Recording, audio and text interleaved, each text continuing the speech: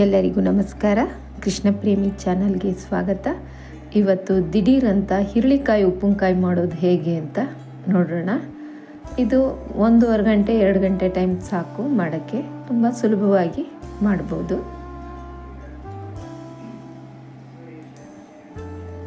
ಮೊದಲು ಒಂದು ಪಾತ್ರೆಗೆ 1.5 ತುಂಬಿಗೆಷ್ಟು ನೀರು ಹಾಕೊಳ್ಳೋಣ.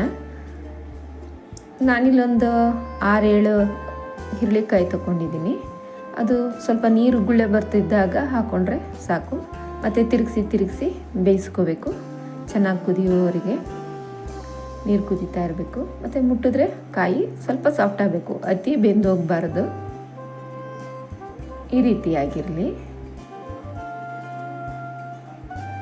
ಮತ್ತು ಬಿತ್ತ ಎಲ್ಲನೂ ತೆಗ್ದು ಒಂದು ಜಾಲರಿನಲ್ಲಿ ಶೋಧಿಸ್ಕೊಳ್ಳೋಣ. ಮತ್ತು ನಿಮ್ಗೆ ಯಾವ ಸೈಜ್ ಬೇಕೋ ಆ ಸೈಜ್ಗೆ ಕಟ್ ಮಾಡಿದ್ರೆ ಸಾಕು. ನಾನು ಈ ಸೈಜಲ್ಲಿ ಕಟ್ ಮಾಡ್ಕೊಂಡಿದ್ದೀನಿ.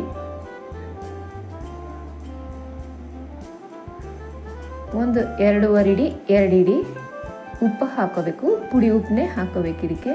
ಮತ್ತು ನಾವು ಹಿಂಡಿರೋ ರಸ ಎಲ್ಲ ಸೇರಿಸ್ಕೊಂಡು ಮಿಕ್ಸ್ ಮಾಡ್ಕೊಳ್ಳೋಣ. ಒಂದು 1/4 ಲೋಟದಷ್ಟು ಎತ್ತಿಟ್ಕೊಂಡಿರಬೇಕು ಒಗ್ಗರಣೆ ಆದಮೇಲೆ ಹಾಕೋಕ್ಕೆ.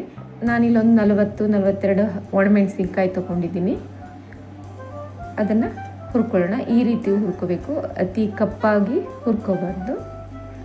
ಮತ್ತು ಒಂದು ಹಿಡಿ, ಇದು ಸ್ಕಿಪ್ ಆಗಿದೆ ವಿಡಿಯೋ, ಒಂದು ಫುಲ್ ಹಿಡಿ ಸಾಸಿವೆ, ಒಳ ಹಿಡಿ ಮೆಂತ್ಯ ಹಾಕೋಬೇಕು. ಇವಿಷ್ಟನ್ನು ಮಿಕ್ಸಿಗೆ ಹಾಕಿ ಪುಡಿ ಮಾಡ್ಕೊಳ್ಳೋಣ. ಈ ರೀತಿ ಪುಡಿ ಮಾಡಿಕೊಂಡ್ರೆ ಸಾಕು, ಅತಿ ನುಣ್ಣಗೇನು ಬೇಡ. ಒಂದು ಬಾಣಲೆಗೆ ಎಣ್ಣೆ ಹಾಕೊಳ್ಳೋಣ. ಸಾಸಿವೆ ಮತ್ತು ಒಂದು 10 ಬೆಳ್ಳುಳ್ಳಿ ಗೆಜ್ಕೊಂಡಿದ್ದೀನಿ, ಅದನ್ನು ಫ್ರೈ ಮಾಡ್ಕೊಳ್ಳೋಣ. ಒಂದು ಅರ್ಧ ಚಮಚದಷ್ಟು ಅರಿಶಿನ ಪುಡಿ ಹಾಕಿದ್ದೀನಿ. ಮತ್ತು ನಾವು ರುಬ್ಬಿರೋಂಥ ಪುಡಿ ಮಾಡಿರೋವಂಥ ಪೌಡ್ರನ್ನ ಹಾಕೊಳ್ಳೋಣ. ಅದು ಸ್ವಲ್ಪ ಚೆನ್ನಾಗಿ ಎಣ್ಣೆಯಲ್ಲಿ ಫ್ರೈ ಆಗಬೇಕು. ಸ್ವಲ್ಪ ಹೊತ್ತಾದ ನಂತರ ನಾವು ಹೆಚ್ಚಿರುವಂಥ ಹಿರಳೆಕಾಯಿ ಹಾಕೊಳ್ಳೋಣ. ಚೆನ್ನಾಗಿ ಫ್ರೈ ಮಾಡಿಕೊಂಡು ಮತ್ತು ಮಿಕ್ಕಿರುವಂಥ ಹುಳಿ ನೀರನ್ನ ಹಾಕೊಳ್ಳೋಣ. ಸಣ್ಣ ಊರಿನಲ್ಲಿ ಬೇಯಿಸ್ಕೋಬೇಕು. ಈ ರೀತಿ ಇರಲಿ. ಬೇಕಾದರೆ ಒಂದು ಅರ್ಧ ಲೋಟ ನೀರನ್ನು ಹಾಕ್ಕೊಂಡು ಸ್ವಲ್ಪ ಬೇಯಿಸ್ಕೋಬೋದು. ಖಾರ ಉಪ್ಪು ಎಲ್ಲ ಹಿಡಿದಿರುತ್ತೆ. ಹೀಗೆ ರುಚಿಯಾದ ಹಿರಳೆಕಾಯಿ ಉಪ್ಪಿನಕಾಯಿ ರೆಡಿ.